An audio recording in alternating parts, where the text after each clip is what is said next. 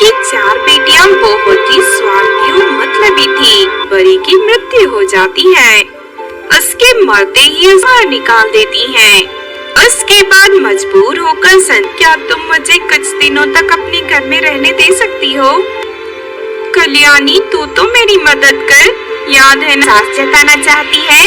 देख, तू चाहे कुछ भी कह ले, मैं अपनी सहेलियों की जली कटी बातें सुनकर संजना वहाँ के बाजार में काम ढूंढने की तरह के जादुई सामान बेचा करती थी।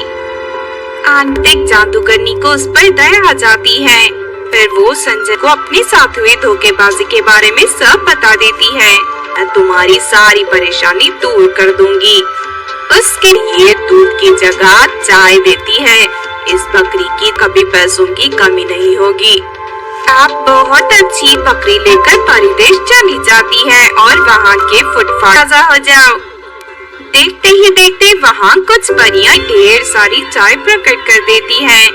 उसके बाद अरे वाह, ये चाय तो बहुत कमाल की है। इसे पीने के तुमने बिल्कुल सही कहा, ये चाय तो बहुत अनोखी है, आने लगती है।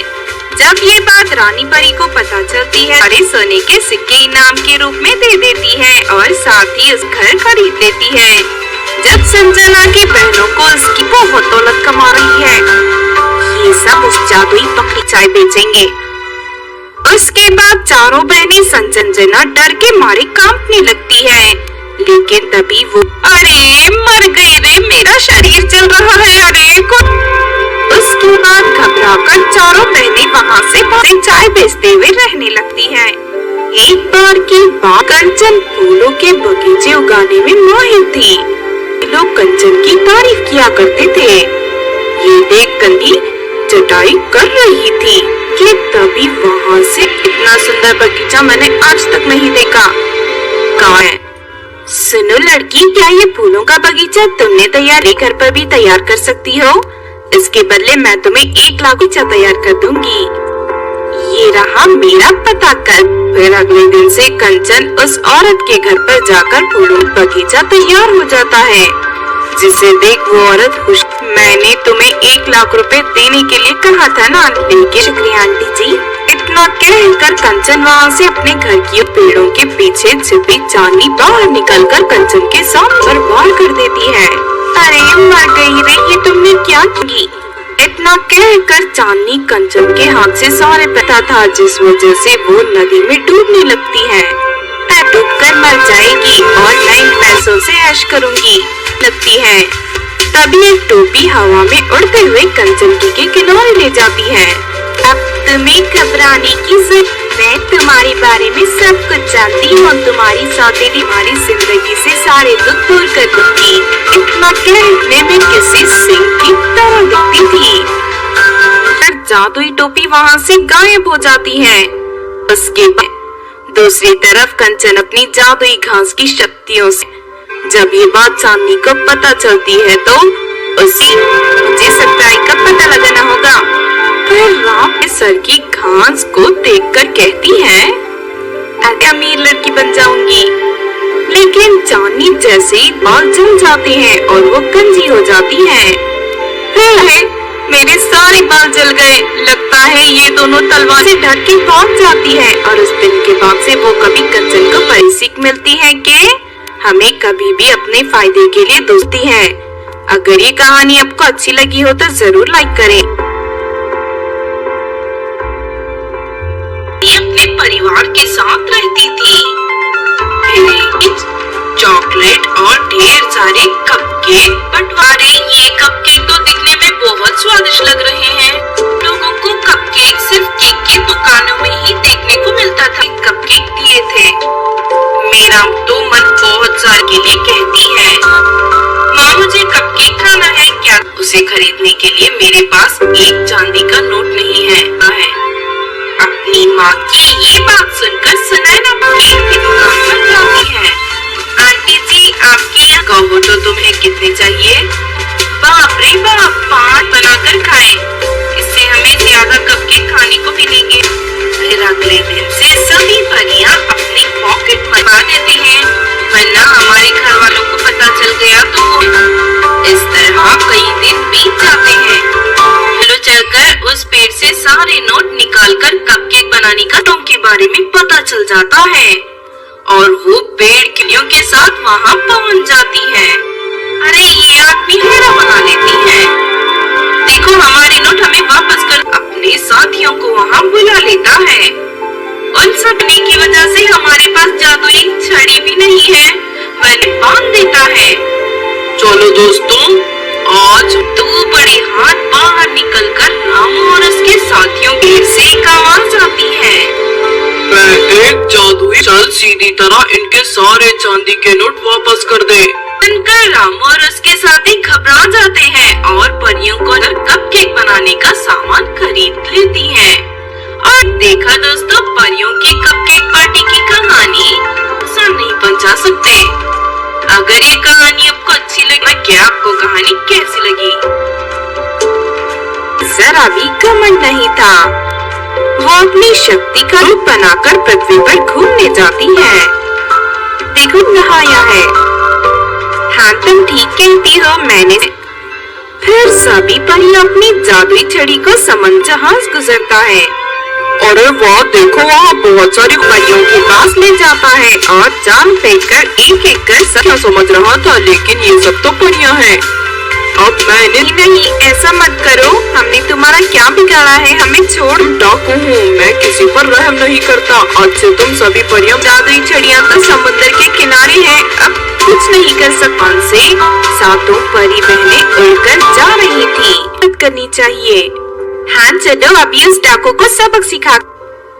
तूने हमारी परिदेश की परियों को क्यों पकड़ रखा? यहाँ तो 7 परियां और आ गई, अब मैं इन्हें भी पकड़कर तीसरी परी अपनी जादुई छड़ी की शक्ति से उन सभी है, लेकिन उन पत्थरों की वजह से हमें जल्दी से इन परियों को लेकर किनारे तक पहुँचना होगा। उसका सिर्फ एक ही तरीका है, हम सातों बहनों को या सभी एक दूसरे का हाथ पकड़ लेती हैं और अगली बार मौजूद सभी परियां उस जहाज पर चढ़ जाती हैं। छोटी नाव निकालकर परियों की जहाज का पीछा करने लगती। परियों के जहाज के ऊपर आग लगा देता है। किनारे पानी में कूदकर किनारे तक पहुंच जाती है, लेकिन तभी जा सकता। लेकिन तभी कोमल परी किनारे। फिर अगले ही पल वो जहाज फिर से 7 परियों में बंद है। इस बात पर कोमल परी उनकी सहेलियों को मुसीबत में फंसी सभी परियों की जान बचा लेती है। कभी भी हमेशा बिना किसी निजी स्वाद के चैनल छोटू टीवी को सब्सक्राइब भी कर लें। और हाँ दोस्तों, हमें वो शहर की एक चॉकलेट की दुकान पर चॉकलेट को देखने लगती है। तुम दोनों को बहुत करीब है, हमारे पास चॉकलेट खरीदने के लिए बनकर रेखा को उन पर बहुत दया आती है। फिर तो आपसे पहले ही कहा था कि हमारे पास पैसे नहीं हैं। चॉकलेट के पैसे मैं अपनी तनख्वाह से कटवा लूंगी।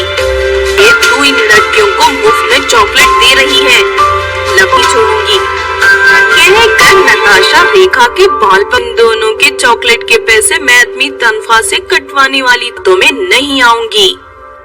इस तरह नताशा उस वहाँ से चली जाती है और एक नदी के किनारे बैठने साथ पूरा क्यों होता है? इन तट लगे हुए थे।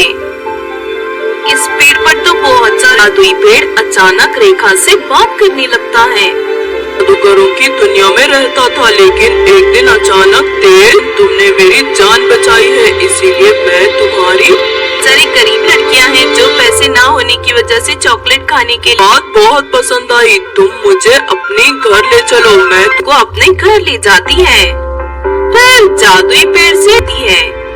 उसके बाद उस पेड़ से 10 सोने के सभी सोने के चॉकलेटों को बेचकर ढेर सारा। दूसरी तरफ रेखा रोज गरीब लड़की और फिर एक दिन नताशा रेखा को चॉकलेट बांटते हुए देख लेती है। उसके बाद नताशा रेखा का पीछा करते हुए उसके बाप रे, ये रेखा तो बहुत अमीर बन गई, टोकरी में जमा कर रही है। अच्छा तो ये बात है।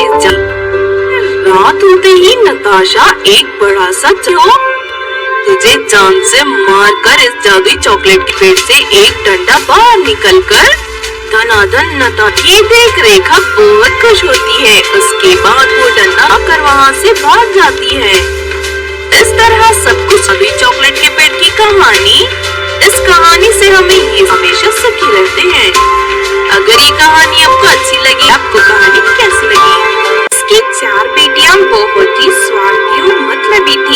परी की मृत्यु हो जाती है।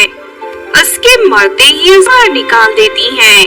उसके बाद मजबूर होकर क्या तुम मुझे कुछ दिनों तक अपने घर में रहने दे सकती हो? कल्याणी, तू तो मेरी मदद कर। याद है ना, साथ जताना चाहती है। देख, तू चाहे कुछ भी कह ले, मैं अपनी सहेलियों की जली कटी बातें सुनकर संजना वहाँ के बाजार में काम ढूंढने की तरह के जादुई सामान बेचा करती थी। आंतरिक जादूगरनी को उस पर दया आ जाती है। फिर वो संजय को अपने साथ हुए धोखेबाजी के बारे में सब बता देती है। मैं तुम्हारी सारी परेशानी दूर कर दूंगी। उसके लिए दूध की जगह चाय देती है। इस बकरी की कभी पैसों की कमी नहीं होगी। आप बहुत अच्छी बकरी लेकर परिदेश चली जाती है और वहाँ के फुटपाथ ताजा हो जाओ। देखते ही देखते वहाँ कुछ परियां ढेर सारी चाय प्रकट कर देती हैं। उसके बाद अरे वाह, ये चाय तो बहुत कमाल की है। इसे पीने के तुमने बिल्कुल सही कहा, ये चाय तो बहुत अनोखी है, आने लगती है। जब ये बात रानी परी को पता चलती है, अरे सोने के सिक्के इनाम के रूप में दे देती है और साथ ही उस घर खरीद लेती है। जब संजना की बहनों को उसकी बहुत दौलत कमा रही है, ये सब उस जादुई बकरी चाय बेचेंगे।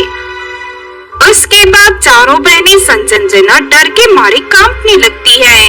लेकिन तभी वो, अरे मर गई रे, मेरा शरीर जल रहा है, अरे उसके बाद घबराकर चारों बहनें वहाँ से चाय बेचते हुए रहने लगती हैं। एक बार की बात, कंचन फूलों के बगीचे उगाने में माहिर थी। लोग कंचन की तारीफ किया करते थे। ये देख कंदी चटाई कर रही थी कि तभी वहाँ से इतना सुंदर बगीचा मैंने आज तक नहीं देखा। कहाँ है? सुनो लड़की, क्या ये फूलों का बगीचा तुमने तैयार घर पर भी तैयार कर सकती हो? इसके बदले मैं तुम्हें 1 लाख बगीचा तैयार कर दूंगी। ये रहा मेरा पता कर। फिर अगले दिन से कंचन उस औरत के घर पर जाकर फूलों का बगीचा तैयार हो जाता है, जिसे देख वो औरत खुश। मैंने तुम्हें 1 लाख रुपए देने के लिए कहा था ना, लेकिन शुक्रिया आंटी जी। इतना कहकर कंचन वहाँ से अपने घर की पेड़ों के पीछे छिपी चांदनी बाहर निकलकर कंचन के साथ बर्बाद कर देती है। अरे मर गई रे, ये तुमने क्या की? इतना कहकर चांदनी कंचन के हाथ से सारे पता था, जिस वजह से वो नदी में डूबने लगती है। मैं डूबकर मर जाएगी और मैं इन पैसों से ऐश करूंगी लगती है। तभी एक टोपी हवा में उड़ते हुए कंचन के किनारे ले जाती है। अब तुम्हें घबराने की जरूरत, मैं तुम्हारे बारे में सब कुछ जानती हूँ। तुम्हारी सौतेली हमारी जिंदगी से सारे दुख दूर कर दूंगी। इतना कहने में किसी सिंह की तरह दिखती थी। जादुई टोपी वहाँ से गायब हो जाती है। उसके बाद दूसरी तरफ कंचन अपनी जादुई घास की शक्तियों से, जब ये बात चांदनी को पता चलती है तो मुझे सच्चाई का पता लगाना होगा। फिर रात में सर की घास को देखकर कहती है, मैं अमीर लड़की बन जाऊंगी। लेकिन चांदनी जैसे ही बाल जल जाते हैं और वो गंजी हो जाती है। मेरे सारे बाल जल गए। लगता है ये दोनों तलवार से ढक के भाग जाती है। और उस दिन के बाद से वो कभी कंचन को बड़ी सीख मिलती है कि हमें कभी भी अपने फायदे के लिए दोस्ती है। अगर ये कहानी आपको अच्छी लगी हो तो जरूर लाइक करें। ये अपने परिवार के साथ रहती थी। चॉकलेट और ढेर सारे कपकेक बंटवारे। ये कपकेक तो दिखने में बहुत स्वादिष्ट लग रहे हैं। लोगों को कपकेक सिर्फ केक की दुकानों में ही देखने को मिलता था। कपकेक दिए थे। मेरा तो मन बहुत साल के लिए कहती है, माँ मुझे कपकेक खाना है क्या? उसे खरीदने के लिए मेरे पास एक चांदी का नोट नहीं है। अपनी माँ की ये बात सुनकर सुनैना केक की दुकान पर जाती है। आंटी जी, आपके यहाँ कहो तो तुम्हें कितने चाहिए? बाप रे बाप, 5 बनाकर खाए। इससे हमें ज्यादा कपकेक खाने को मिलेंगे। फिर अगले दिन से सभी परियां अपनी पॉकेट मना देती हैं, वरना हमारे घर वालों को पता चल गया तो। इस तरह कई दिन बीत जाते हैं। चलो चलकर उस पेड़ से सारे नोट निकालकर कपकेक बनाने का के बारे में पता चल जाता है और वो पेड़ किलियों के साथ वहाँ पहुँच जाती है। अरे ये आदमी हेरा बना लेती है। देखो हमारे नोट हमें वापस कर अपने साथियों को वहाँ बुला लेता है। उन सपने की वजह से हमारे पास जादुई छड़ी भी नहीं है, वह बांध देता है। चलो दोस्तों, आज दो बड़े हाथ बाहर निकलकर रामू और उसके साथियों के से एक आवाज आती है। मैं एक जादुई चल सीधी तरह इनके सारे चांदी के नोट वापस कर दे। सुनकर रामू और उसके साथी घबरा जाते हैं और परियों को कपकेक बनाने का सामान खरीद लेती हैं। और देखा दोस्तों, परियों की कपकेक पार्टी की कहानी आसान नहीं पहुंचा सकते। अगर ये कहानी आपको अच्छी लगी, क्या आपको कहानी कैसी लगी? जरा भी घमंड नहीं था। वो अपनी शक्ति का रूप बनाकर पृथ्वी पर घूमने जाती है। देखो नहाया है। हाँ तुम ठीक कहती हो, मैंने फिर सभी परियां अपनी जादुई छड़ी को समुद्र जहाज गुजरता है। अरे वाह, देखो वहाँ बहुत सारी परियों के पास ले जाता है और जान फेंककर एक एक कर मैं समझ रहा था, लेकिन ये सब तो परियां हैं। अब मैंने नहीं, ऐसा मत करो। हमने तुम्हारा क्या बिगाड़ा है? हमें छोड़। डाकू हूँ, मैं किसी पर रहम नहीं करता। आज से तुम सभी परियां जादुई छड़ियाँ तो समुद्र के किनारे हैं, अब कुछ नहीं कर सकता। से सातों परी बहनें उड़कर जा रही थी। मदद करनी चाहिए। हाँ चलो, अभी उस डाकू को सबक सिखा। तूने हमारी परिदेश की परियों को क्यों पकड़ रखा? हाँ तो 7 परियां और आ गई, अब मैं इन्हें भी पकड़ कर तीसरी परी अपनी जादुई छड़ी की शक्ति से उन सभी है, लेकिन उन पत्थरों की वजह से हमें जल्दी से इन परियों को लेकर किनारे तक पहुंचना होगा। उसका सिर्फ एक ही तरीका है, हम सातों बहनों को या सभी एक दूसरे का हाथ पकड़ लेती हैं और अगली पर मौजूद सभी परियां उस जहाज पर चढ़ जाती हैं। छोटी नाव निकालकर परियों की जहाज का पीछा करने लगती। परियों के जहाज के ऊपर आग लगा देता है। किनारे पानी में कूदकर किनारे तक पहुंच जाती है, लेकिन तभी कोमल परी किनारे। फिर अगले ही पल वो जहाज फिर से 7 परियों में बंद है। इस बात पर कोमल परी उनकी सहेलियों को मुसीबत में फंसी सभी परियों की जान बचा लेती है। एक कभी भी हमेशा बिना किसी निजी स्वार्थ के चैनल छोटू टीवी को सब्सक्राइब भी कर लें। और हाँ दोस्तों, हमें वो शहर के एक चॉकलेट की दुकान पर चॉकलेट को देखने लगती है। तुम दोनों को बहुत करीब है। हमारे पास चॉकलेट खरीदने के लिए बनकर रेखा को उन पर बहुत दया आती है। फिर वे तो आपसे पहले ही कहा था कि हमारे पास पैसे नहीं है। चॉकलेट के पैसे मैं अपनी तनख्वाह से कटवा लूंगी। ये तू इन लड़कियों को मुफ्त में चॉकलेट दे रही है, नहीं छोड़ूंगी। कहकर नताशा रेखा के बाल पर दोनों के चॉकलेट के पैसे मैं अपनी तनख्वाह से कटवाने वाली, तो मैं नहीं आऊंगी। इस तरह नताशा उस वहाँ से चली जाती है और एक नदी के किनारे बैठ के साथ पूरा क्यों होता है कि तट लगे हुए थे। इस पेड़ पर तो बहुत सारा जादुई पेड़ अचानक रेखा से बात करने लगता है। जादूगरों की दुनिया में रहता था, लेकिन एक दिन अचानक तुमने मेरी जान बचाई है, इसीलिए मैं तुम्हारी सारी गरीब लड़कियां हैं जो पैसे ना होने की वजह से चॉकलेट खाने के लिए बात बहुत पसंद आई। तुम मुझे अपने घर ले चलो। मैं को अपने घर ले जाती है। फिर जादुई पेड़ से है। उसके बाद उस पेड़ से 10 सभी सोने के चॉकलेटों को बेचकर ढेर सारे। दूसरी तरफ रेखा रोज गरीब लड़की और फिर एक दिन नताशा रेखा को चॉकलेट बांटते हुए देख लेती है। उसके बाद नताशा रेखा का पीछा करते हुए उसके बाप रे, ये रेखा तो बहुत अमीर बन गई, टोकरी में जमा कर रही है। अच्छा तो ये बात है। रात होते ही नताशा एक बड़ा सा तुझे जान से मारकर इस जादुई चॉकलेट के पेट से एक डंडा बाहर निकलकर धनाधन नताशा देख रेखा बहुत खुश होती है। उसके बाद वो डंडा आकर वहाँ से भाग जाती है। इस तरह सब कुछ सभी चॉकलेट के पेट की कहानी कहानी, इस कहानी से हमें ये हमेशा सीख